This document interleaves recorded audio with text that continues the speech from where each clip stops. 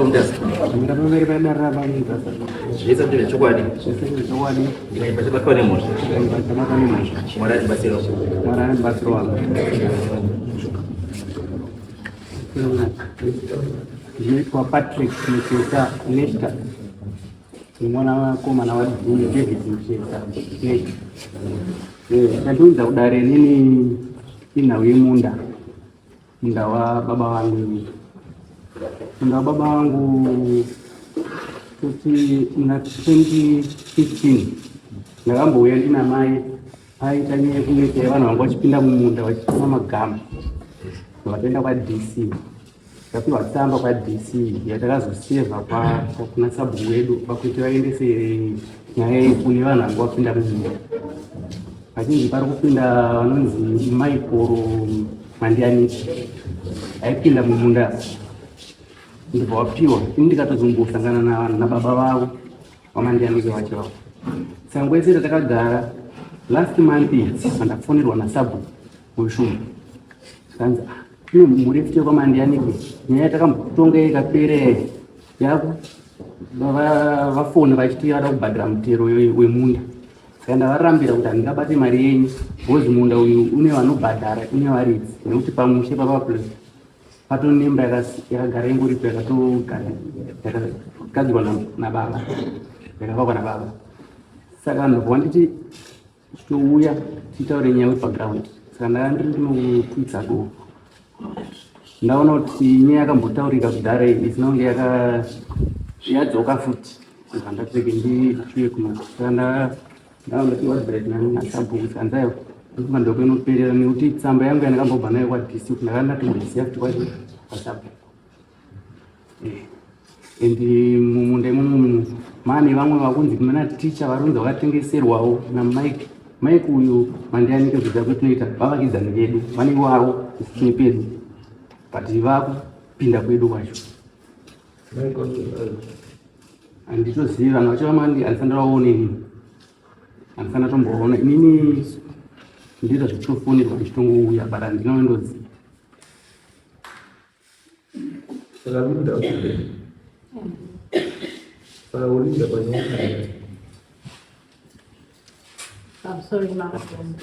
Pamusoro vadare vamambo ndinoitwa Mandianiki Linda. Nyaya iyi ndiri mukunda wemushakabvu murizive pamunda apa. Ndingangopawo dare hanzvadziya ayo ndegenikopa nhoroondo because kana uya achiti munhu andivamo handiti pane dzimba dzedu imi muri kuti futi ndepere ndizvozvo handiti ndosaka ndikubva relationship yenyu yakambomira sei imini vana Nesta inini handivazivi. Saka ndikuda kupa nhoroondo chidimbo kuti isusu vana Nesta mutovazivi hativazivi. asi zvaataura uyu zvekuti pane imba iripo iripo Chokwadi iripo imba yakavakwa nemushakabvu anova bamukuru vangu baba vangu vakashaya ndo vakaivaka kubva zvakagara ikoko kuma I think by year 1986 ndopa wakatanga kugara panzvimbo. uyu imba izvakuziya Handizivi kuti vari kuzviwanapo.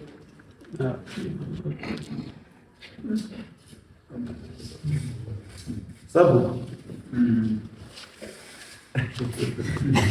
Ansore changa sore makorokota. Regai kuti muchidimbu ine ndoitwa Anthony Moyoshi sabhuku. Regai nditi muchidimbu nawo iri apa ndekuti vanhu vekwa Mandianiki vanhu vekwa Nesta vagari vese vemani vemamoyo veshumba. Saka zvakaitika ndezvekuti ndofunga tingati kana before hondo here vanhu vese vaigara mukipi imomo mamoyo veshumba. Saka ini ndandisati ndapo papa chinanzi late sabhuku. Saka vanoti vanhu vekwa Nesta vakagara imomo kusvika mbuya ndiye akazosara arimo. Uyu baba vake akanga akugara kuHarare. Saka vanoti sabhuku mbuya akazoya kuoneka kuti inini ndakudini ndakwenda kunochengetwa kwakuine mwana kwanzi kudombo here. Saka vanoti sabhuku wakazotora imwe nzvimbo avo vakanga vakapiwa nzvimbo mbiri vaiti kwavanoti kumunda vana Nesta vaiva nenzvimbo yavaiti kumunda nekwanga vakavaka kuimba pakaya kuchigara mbuya. Saka unoti sabhuku varipo vakazosara vana vasabhuku vana vedu isusu vanoti mbuya akauya achioneka kuna baba kuti inini ndakudini ndakuenda asi nzvimbo iri kumhiruko ndeye mwana wangu musazobate asi nzvimbo dini batai henyu munogona kuishandisa henyu. Saka sabhuku anga aripo ndokubva achiti vanhu vekwasamandianika rutaurwa achitsvaga pekugara ndobva ati kana uchidako pane nzvimbo yakasaredwa nani nambuya saka unokwanisa kudini kuti ugare zvako ipapo ndobva aisa samandianike mandianike haana kuzvipa vakapiwa na the late sabhuku. Saka zvadaro tangogara kudaro izvi ini ndandisaendawo poma ndofunga parutarwa nemukomana uku kuma 2011-15 ndopo akazoya namama wake vachiti munoziva here taakuchisumudzira because mama wacho akanga wagara wangori kuHarare ndoti taakusumudzira chii tauya kuzosumudzira matongo edu apataigara atano zvakanaka ndopo akatibvunza kuti munoziva here kuti kwaigara mbuya wako wakuri kumba kwedu ndikati ini handina zvandinoziva chondoziva ndechekuti nzvimbo iyoyo ndakanzwa kuti yakapiwa vanhu vekwani vokwamandianike. Saka ava ndopo vakabva vaenda namama wake kwa DC ndobva wazoya netsamba mama wacho tsamba hamuna kundisira makangotiratidza chete tsamba mama achienda nayo asi tsamba itaura kuti sabhuku tipe ushapupu hwekuti mbuya wakaoneka here kuti ndakwenda tikuda ushapupu hwekuti mbuya kana wakaoneka iwewe unofanira kugadzirisa zvakaitwa nemukoma wako because mukoma wako haagoni kuti ape umwe munhu nzvimbo uyo asina kudini asina kuoneka. Saka tikuda pakanyorwa kuti wakanyora papi pekuti ndakwenda uyo azomupe. Saka ini ndakaendawo kune vanga varipo kumudzimai wacho ndikavabvunza vakati isini chatoziva ndechekuti yanga iri nguva yachinyi pakapedzwa kuita pakapera hondo vanhu vazhinji vakapera kubuda mumakipi vamwe vakadai asi sabhuku vakazonzi unokwanisa kuti vanhu vese vaenda vanhu vapera kubuda avo unokwanisa kuti upe hako upe nzvimbo yeugowere kune vamwe vanhu vasipo. Saka hapana chaisainirwa uyo akambooneka chete zvekare hapana munhu akambooneka kuti ndakwenda asi sabhuku ndo zvaakaita ibva apa wakwamandianike nzvimbo iyoyo avo vakasiyirwa nzvimbo yekumhiruko yakazivikei mwana ndo mazira andinoita. Saka nhau iye yapera kudaro ndo pakachizobva takabva tangogara tikati endai motaurirani mugadzirane nhau iyoyi since nhau yakatobva yakumberi kwangu ine handichakwanisi kudini kuibata ndo pawakati wagara ndo pandakazofonerwa naLinda achiti sabhuku tikuda kuti tive kuzonzwa kuti patakasira tada kusimudzira nzvimbo yani yababa wedu tikati nhau iyi tofunga yakambotaurwa nezvazvo makazopedzerana here nevanhu vekwaNesta anoti izvizvi hatina zvatinoziva ndo pandakazodaidza mukomana kuti uya mupedzerane nyaya iyi nevanhu vekwaNesta kuti tione kuona kuti munozvifambisa sei. Uyu ndo paakazoya achiti ndataura navo tatadza kuwirirana pafoni saka handikwanisi kuti ndinokwanisa kuti nditaurirana mene kuti munotibatsira sei ndikati iyoyi nhau iyo handikwanisi kuti iibate nekuti yakabva yakumberi kwangu kwaunotokwanisa kuti uende chete ndekwachangamira ndokamunokwanisa kubatsirwa because nhau iyo ini handichakwani pairi because handisini ndakazviita ine handina zvondoziva pazviri ndo mazira andinoita Changamira.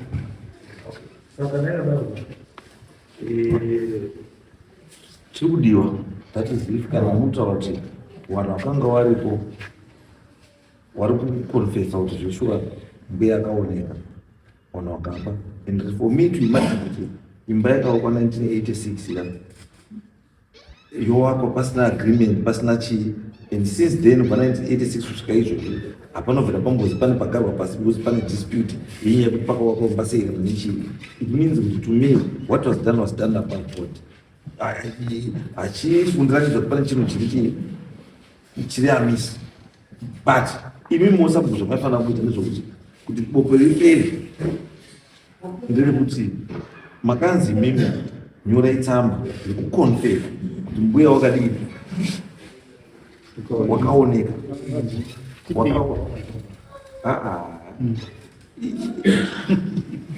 pamwe pacho ndovanonzi matechnical issues yekuti tinokwanisa kuda kutsvaga chinhu chichizoa chinhu chachiiti hachipo. There's no way mbuya bawengozi mbuya wanga asi kuti ndazodai. But the fact yekuti pane development yakaitika soon after mbuya aenda and there was no objection to the development, it means kuti pane somehow pane zvakaitika. Saka chatoda kuestablisha isu ndechekuti chii chakaitika during that period kusvikira wana mandiani kwazvo wake chii. Okay, because we are talking of 1986. 86, that's 40 years. We are talking of 40 years. So it means if we are 40 years,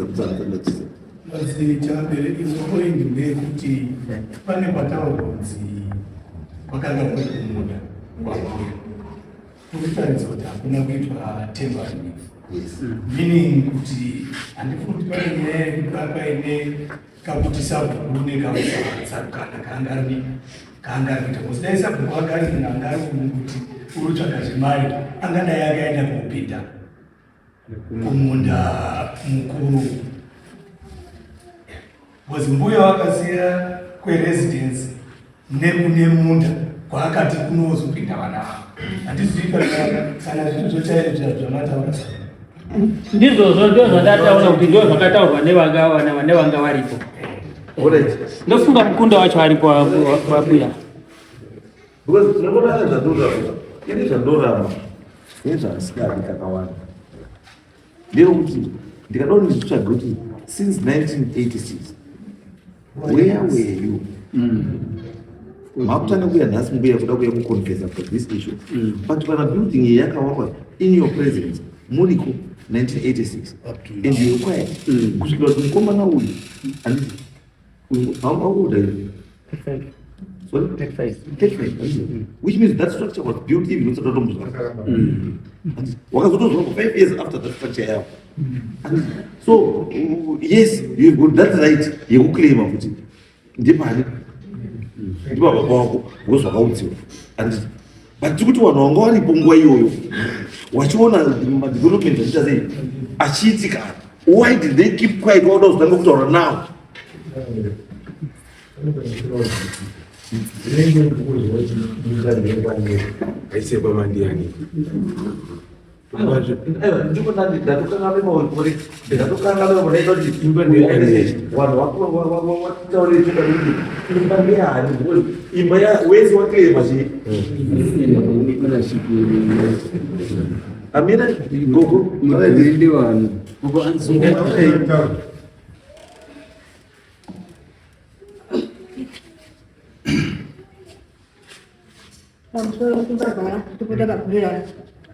Nilipale linozeraina nesta mchesa baba wangu na mai wangu wakafika hivyo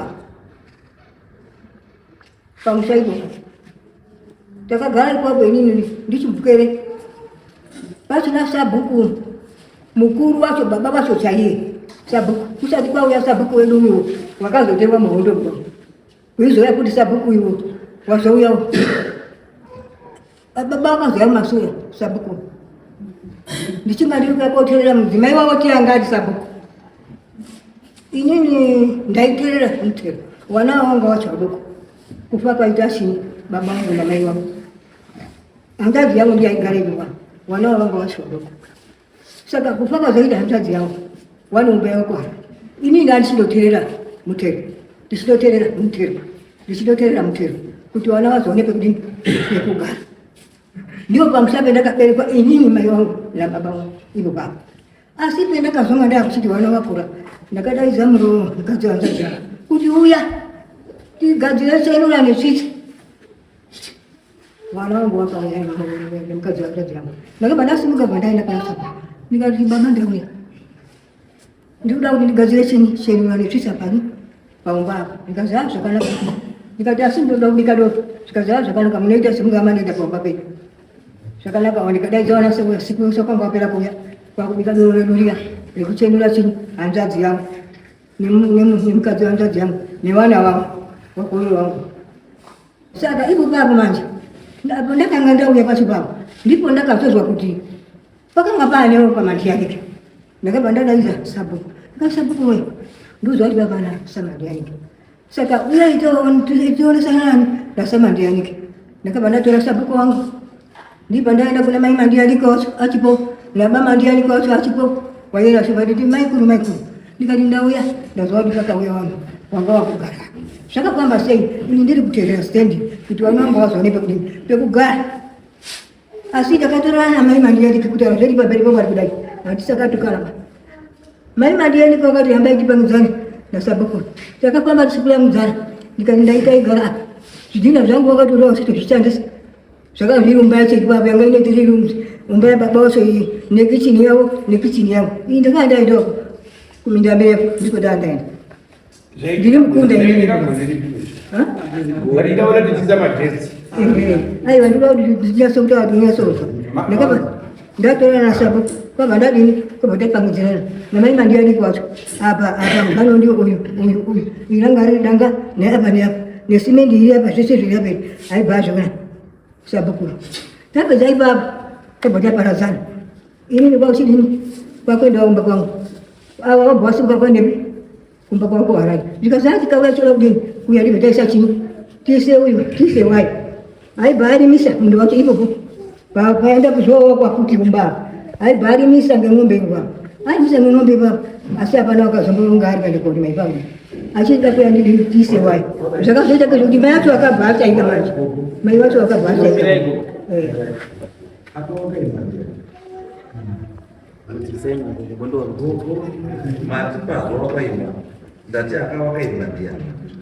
wakavamba ipi aidazvasi pakavaumba dzakwa ipapo dzakavakwa kubvisa zvidhina zvedu zvazviri ipapo achivakaumba kazimbiwa mandiyanike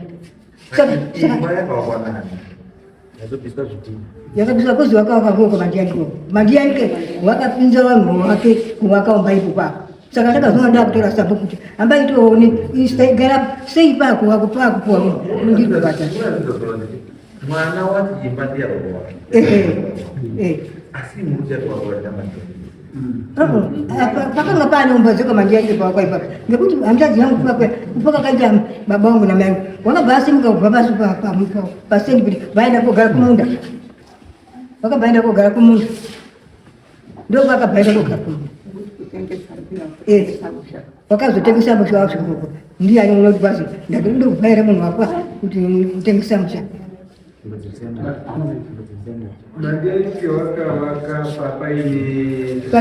papa ine matongo igore riri kuchiurizira wakawaka gore rane 10 wakawaka riri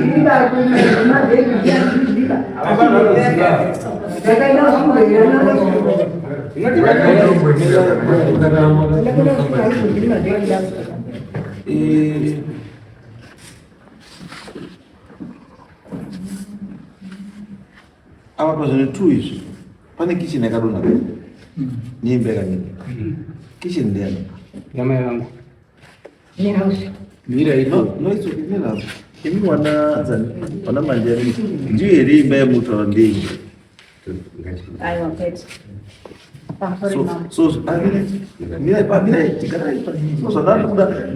tokasaka tokutaura tu zvakasiyana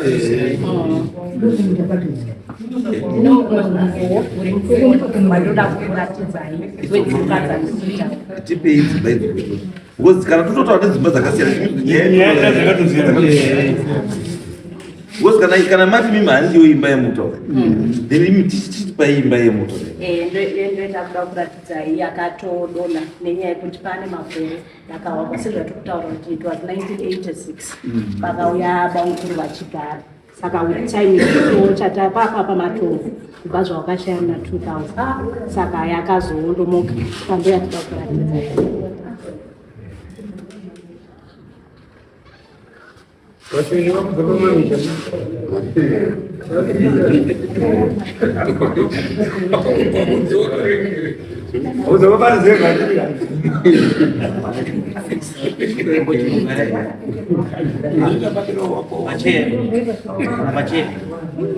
garai pachea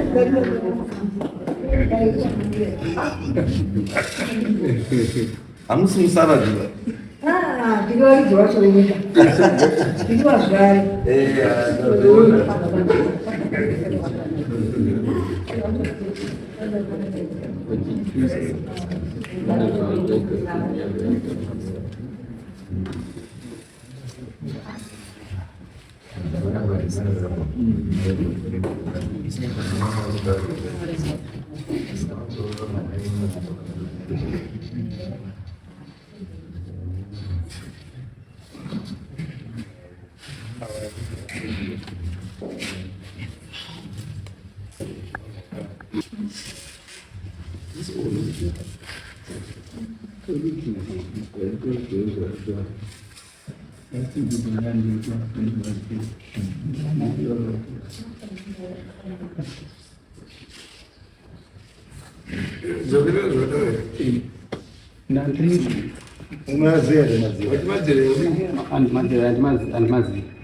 Nokuti kana last week handina kutomboona pane maziro pandakatongosvika neipapo ndakatongoona simende yanga iri yagogo angu ini.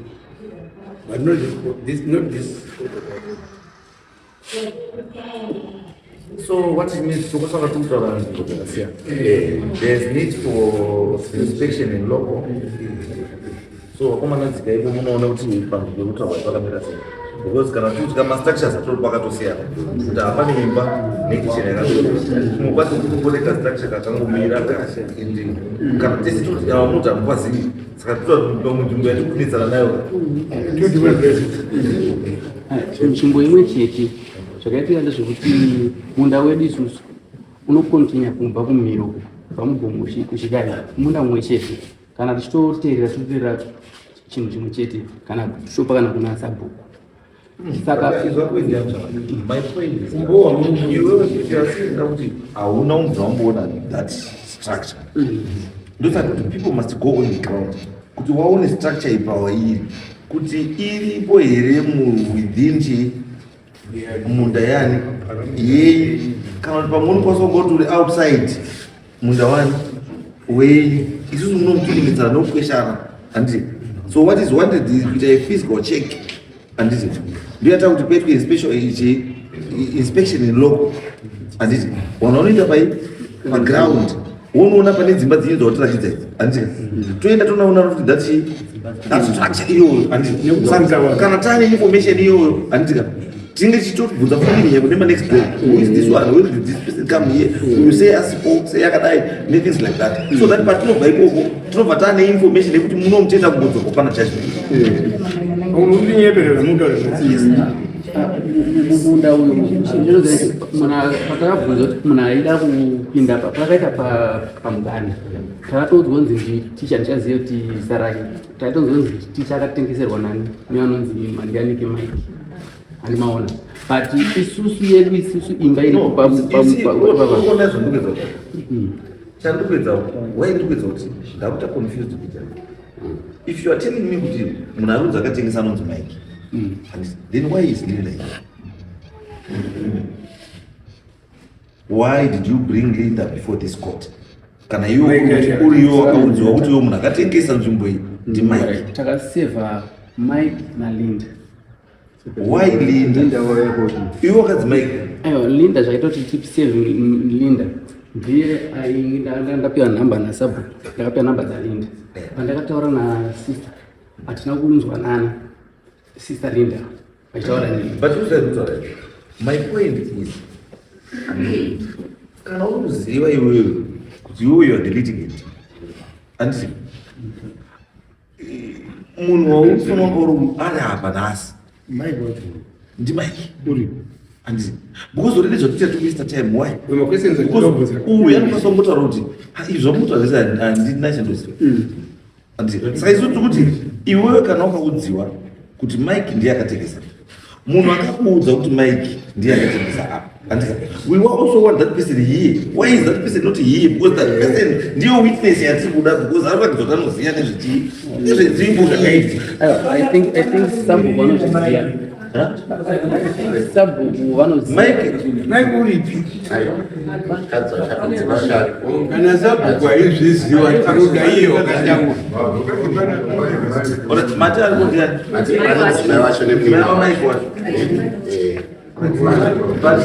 But still challenge the information. This that I watch because Mike stands accused. And kutaka tekisa chi katika munda emundu ndonyeri Inimayo wanu inini ka chandu kitanisha kutika maya washa zotola zvinhu zvinozoti Mike auya wozotola zvinhu zvakasiyana pamusoro shumba inini ndiri mukadzi wa Michael Bandiani mukoma wa baba walindi tiri fechisuko mai Mandianiki sorry mati uyu baba wake na Mike ndi mukoma nemuningi andinoona zvanaiswa kuti musikana she is improperty before this court because already ukona kwari ukona kwari tunotaura kuti pana baba Mike na baba wake unozwa kokuzouya iyani Linda but imi moenda kutora Linda kuti auye kuti kudaro but pana Mike na vanhu vari pamberi pamusoro paLinda wakawanda pamusoro gwara yes mwadaresa waripo ndapati ndodzi tiri fechisuko ndiri mai Mandianiki baba wangu wakauya kumba kwedu wakagara na maiyo mbuya Mandianiki nesusu sina baba wangu aripo zvasvotaura ndi mbuya takagara inini ndandisa ndaroorwa 1985 ndisvika wari mumba mukicheni mambuya mai nemuroorwa wake maikuru wangu zvadaro ndaroorwawo baba mukuru akazunguka akati maiyo baba ni ndafunga udini kutsvagawo chinyi stendi baba mnini adini aroora ndatizodini hatizokwanwa baba angoti hapana chakashata pamwana wangu ambai ndikuperekedze kupi kwasabhuku shuwa wakaenda kwasabhuku baba na baba mukuru wasvika kwasabhuku zvataurwa shumbawo zvekuti wakasvika kwasabhuku kwaisabhuku akataura kuti wasvika mwana wangu tenderera mweyo shumba ihombe kana waona ipawaona pakakunakirawo unoya uchidini uchinditaurira bamukuru akati zvakanaka bamukuru wangu akatenderera akadzoka akati ashumba ndapaona asi apa ndaona hapana kundidini hapana kunditira zvakanaka ungoti hapana kunditira zvakanaka mamwanangu aihundi alright pane stand iriyo pane stand chete isina mundaba ina mbuya akadini akaoneka kuti ndakudini ndakuenda asi munda wangu uri pamhiri apo uyo musazobatepa ngeye mwana wangu definest zvikazi zvikazi asi mwana wangu chokwadi chondoda kutora ngechekuti munda iyo istand chete haina chinyi haina mundaba ndoda kudzokerera mwana wangu stand chete haina chinyi haina mundaba uyu ngoti zvakanaka shumba enda wapaona baba mukuru akabva aenda kwapaona zvikazi ndapada hangu gwara inini izvo ndapada ningokwana handina mhuri hombe uyu ngototi zvakanaka enda wadini nako enda woita hako izvinoda kuita teta wakakabvisa kwasabhuku zvakanaka na takagara kwenguva refu bamukuru wangu akazoshaika 2003 bamukuru wakabva washaika takagara tinombona nekwanestaba 2004 maikuru wangu abva ashaika takagara tinombona nekwanestaba tagara udaro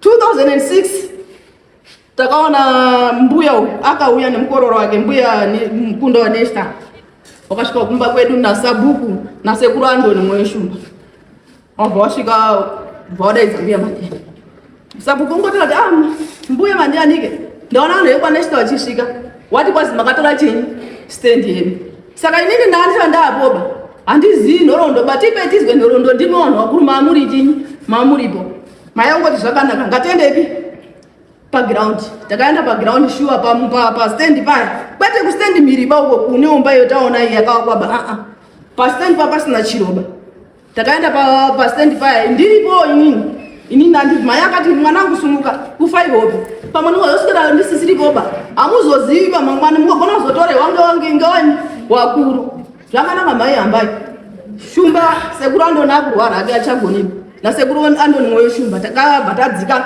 nambuya uyu nemukororo wake takabva tadzika kustand kuya mai iyo ndipo akatanga kutaura kuti majuri mbuya uyu ndifunga ngozi majuri mapirwo akaitwa mwana wangu istand ungowaziva here mbuya akaramba akanyarara kana ndiri unyepe mbuya akaramba akanyarara ndio bakabva atitsanangura mhaiyo zvese zvatataura zvokuti akafamba achizodai mbuya abva atsanangurirwa nemukororo wake kana ari mukororo wake anga ari murume ati kureyo pakati mai akati machicho ndoda kutaurira majuru ngechekuti wazviita wadini wauya zvandakutaurira ndo zvakaitika kuti mwana wangu azone stand pana stand ngeye mwana wangu yaye mwana wangu saka iyoyo nhasi zvimaya kudaro nasabhuku nasekuru andonuyu manaka uye ndimupangidze chinyi mugano wangu nemurooro wangu kwete mugano wako neiwewepa mugano wangu nemurooro wangu wareji uyu nemugano wangu idini mamaiko hambai takaenda shuwa inini andiripo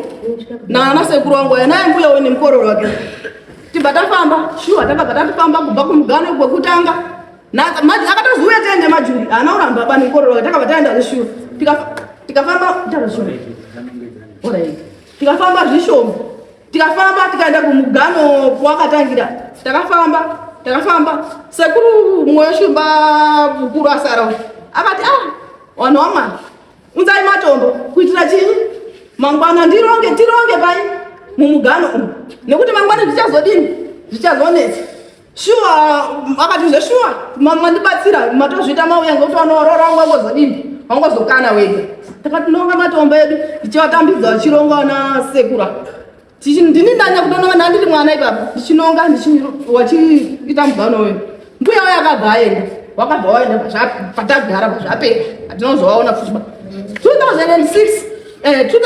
2010 mbuya wangu akabva ashaika mbuya mandianiki 2010 abva ashaika tikagara tinombovaona baba zvashaika mbuya wangu ndiwo kuchiuya wakabva wachiuya izvozvi zvawabva wazouya kuno ini handida kuvaona wakaenda kwasabhuku haona kuuya kumba kwedu wakaenda kwasabhuku waenda kwasabhuku inini ndandirubva kugadheni kwangu ndiko kune minda kwendiko kugadheni kwangu ndione vanhu vari kufamba wanga wariyo kati mbuya wakomana anoorora inini handina kuda kutaura nawo wanga vari kufamba vachinongedzerana nemumunda mangu ininji vachinongedzerana naronongedzerana mumunda mangu ndiwanani nepababa mukuru wangu ndiwanani ndakanyarara ndakabva ndabva ipapo kwashumba pasabhuku shumba ndauya asi ini ndaona vanhu munhu wanaziva munhu wani mbuya takasofamba naye uya wamwe wacho handiwazivi saka handina kuzoti wanga rufambire iba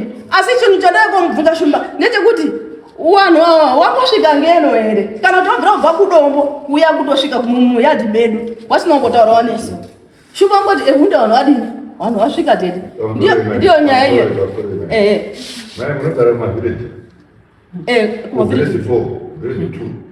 ivo ndo vanogara ai hatigari kuvillage 4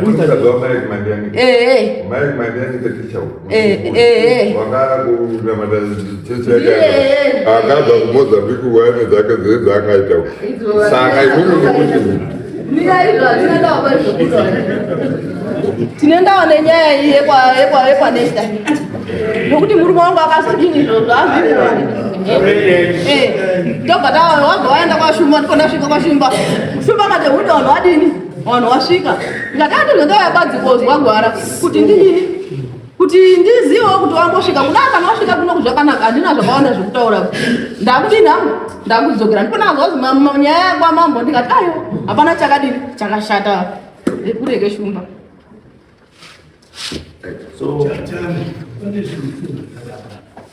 watsanangura nyaya yekufamba mbuya futi watsanangura nyaya yekuti takafamba ndimapozvibata vari kuti wakafamba pakazosara pakwawakomusha pakarima saka iseems panenge pane kaboundary like kakaitwa nevanhu ava but ndofunga pane varipo vamwe vacho havachanatsi kuziva kuti maboundary akanga akanatsa kufamba zvakamira sei because mbuya avo mbuya nesti wataura nyaya yekuti takafamba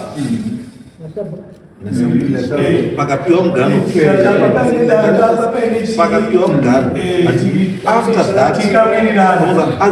after that ndio pakazara pakawakwa chini pakawakwa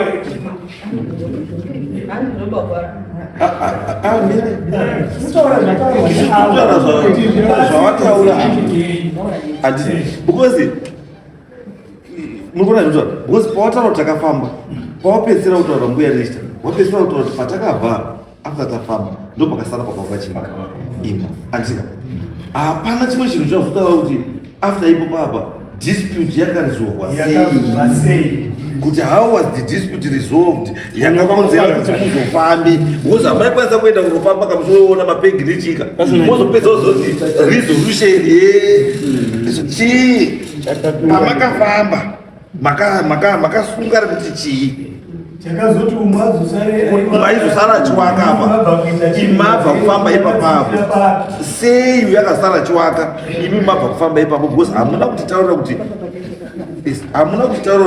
makasunga chii pamusoro changana regai ndingoti pakufamba uko kwakaitwa ndekwekuti nzvimbo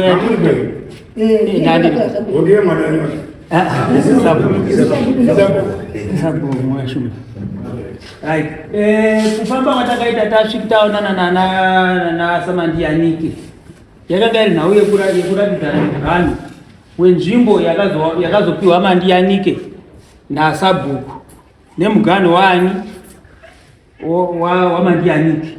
Mira ipapo and what does that mean? It means kuti zvakaitwa zvekuzowaka kwamandianike achiwaka uyo anga ari pamutemo because haana kusvika. It was part of the agreement because kana makamutaura kuti chamakafambira kurakidzana chii then it means kuti mandianike kuti azowaka it means kuti akanga apiwa bauta zvinoreva izvo kuti nzvimbo iyoyi yatiri yakawakiwa namandianike ndiyo iri kuklaimwa naavo kuti iyi nzvimbo yani yedu but the issue iripo ndekuti sabhuku ndiyo anopa uyu ndikaidi kutaurisa uyu anditi haana information asi ndiye beneficiary weestate iyo anditi saka the only person ari kuclaima kuti ndinoziva what happened ndimbuya saka uyu mukomana ari kurelayo nji information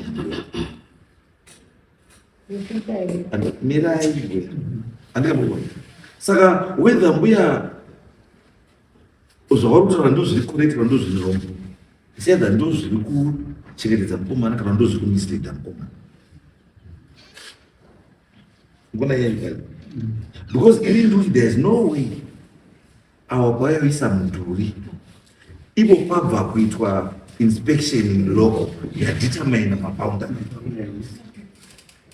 dai wanga wakazipa makafamba musa wake kana kuti handipenyu wanga usikasari wachiwaka ende kana kuti dai wakasara wachiwaka iwo waudzwa kuti musa wake handiti it means kuti nyaya iyo dai kadzoka futi kwasabhuku kuti sabhuku wanhu wako wakasei imi makati chii because kana nyaya isina kudzoka futi kwamuri kuti zvatawirirana handizvo zvakuti zvakuitika it means kuti zvanga zvikuramba zviri kuitika zvazviri above zvazvine kuwirirana ipapo pari kutaurwa kuwakwa pari kutaurwa nawo yekuwaka imba iri kutaurwa iyi imba yakanga yavakwa kumashure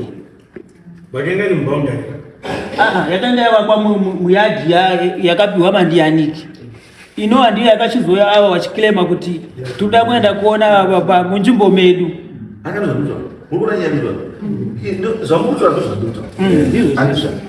kuti ndiri kuti chazosunudza kuti ava watanga kutaura nenyaya yeuku wakapiwa mandianiki its because pane structure yairetwa dai pasina structure avo vanhu vaodai vasina kusunga nhasi vari kudarika and the unfortunate part now ndeyekuti uyu tamubvunza kuti kauyu kastructure aka kari mustandini wakakaona here akati hanovhira ndakaona anditi ndo ndachita mubvunzo manje kuti kana structure iyi isina kuuya usina kuiona anditi saka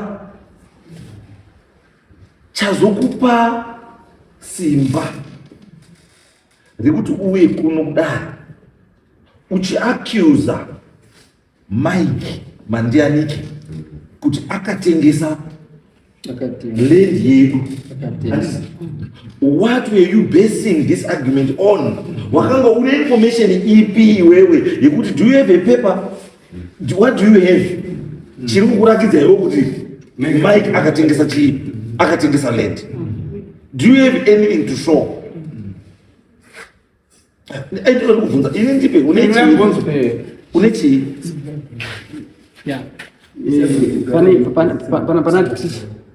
pana ticha vakatovaka isiri structure buditswe ndo pandakapinzira Mike and kuuya kwandakaite nini ndakauya. So these are two different cases. Kuti uyu leader ayo ambuya gare pasi ndinokwanisa kunga ndiri muri kutokonzeresa mirai ndiri kuti nini you get my point. My point is that there's no structure, there's nothing, but you are just told by word of mouth kuti land yako iyi yakatengeswa ndiMike and iwo wotosumuka kutoenda kucourt kuti Mike akatengesa land yako. Ipapo ndachandisumudza ndisabhuku vakandiudza vati avaenda chiripo ndechekuti pasendi yavari kuti ndepavo pawakapiwa vaida kupaterera sabhuku vakaramba. Reason yekuti sabhuku varambika vaiziva kuti panhu ipapa vakapa ndikupaterera ndo vakandiudza vakati no. Isusu tiri kuti let's not base that on that one because you also have an issue to the issue. You want to teacher and ari kunzi akatengeswa naMike patori nestructure ndosandikubvunza kuti where is that teacher ane structure iyoyo because Mike kuda munomu chaunokwanisa kunga kudaidza zita raMike munomu chitaura nezvaMike munomu it's about that structure yateacher wokuti teacher iyoyo wouya apa Mike wouya apa teacher wotaura kuti ndakatengeserwa naMike tochibvunza kuti Mike sei wakatengesa stand siri yani yako not iyi now because iyi chekuti unzire Linda kukoti hapana because as far as you are concerned it's just land isina kana chinhu asi iwo kuti wataurirwa kunzi pakatengeswa ndiMike and pautora pakatengeswa ndiMike those are two different places.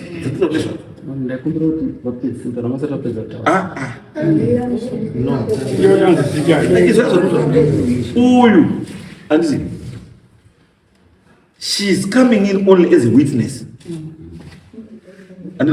She is not the complainant. You are the complainant. She is coming in as a witness. Chet. You are complaining without enough evidence. You said don't over rely on her as your sole witness. No.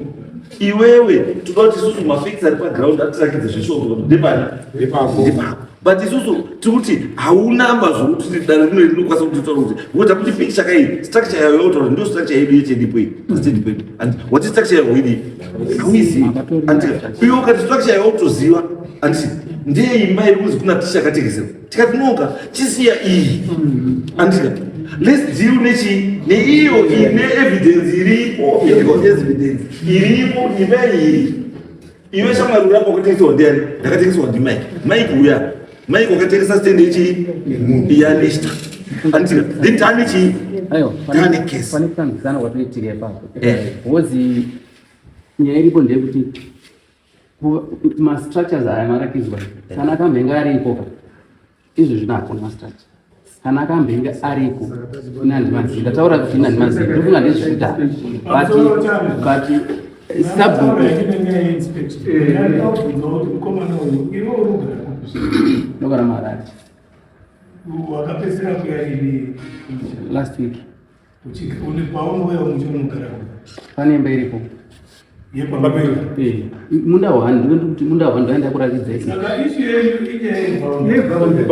musati inyengedzi kulotoya kuti ngozvisi zvatikuona Ndo zatina zimewana. Zvekutawana bamba ndo zvadati takuita inspection. Vanhu vakuuya paground, iwewe ulipo, uyu aripo, everyone aripo. Tochitofambawo toona kuti structure inotaurwa ndeiyi, tochiona kuti structure iyi yakavakwa riini, and tochikubvunza kuti why was this structure built munzvimbo mako.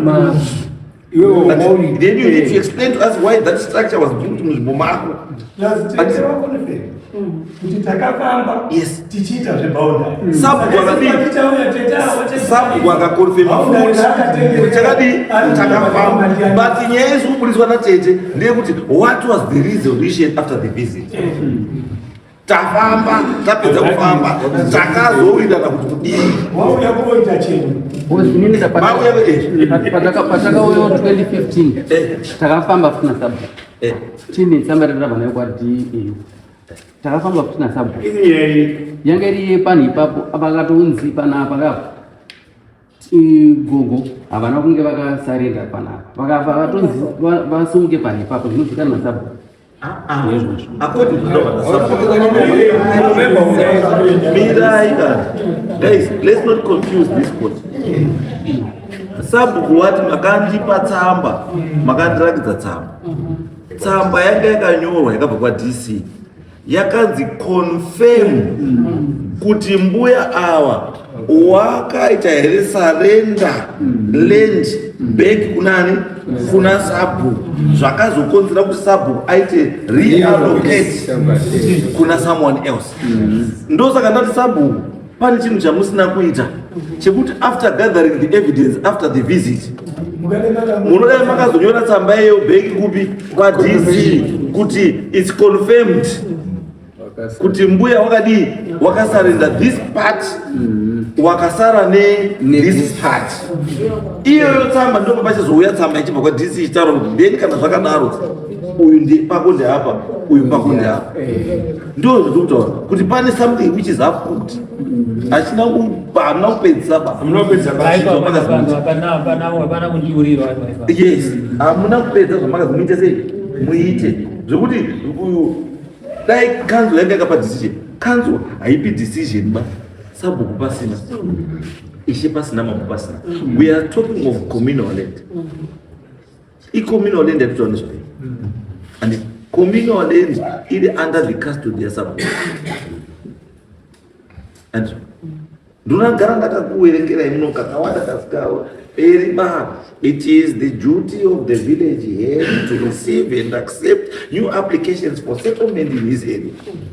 Simple, ndo gara ndakawerengera wadizo kuti hakuna munhu anouya nyangwe DA nyangwe ani auyi mureserva asvika achipa munhu pekugara Sabu kasingazivi. That's why uchiona all land disputes dzemucommunal dzichitozi endai kwamambo. Ukaenda kwamajor zvinozwa kuti endai kwamambo. Ndiye Sabu anoziva kuti apa neapa. And isu tototaura that's why kuna Sabu kari kutovhunza Sabu taura tisu. Because inini ichitodawo land inini. Ndinotokumbirawo Sabu. Ngona. Ndosanoti pamwe pacho ka yes makaenda kwa DC. But it was a wrong move. It was a wrong move. Dai makangoti statement out Sabu case yedu Sabu ko bata ndiko ndisingaendi kwa ishe. Isho vato ndiko ndisingaendi kwa mama. To dai kangoti kwa. Even to but he makafuka udi. Makafuka tendera. Saka ene ngatite zvinhu zviri simple. Inspection musechida. Pane varuda kumuvha ere varuti tida kumuvha saka kuenda somewhere vari kwere when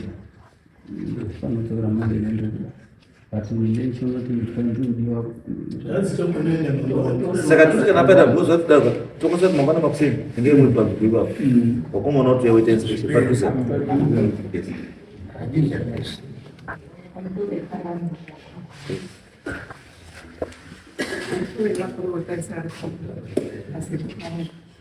Nem tu controlas, não digo que é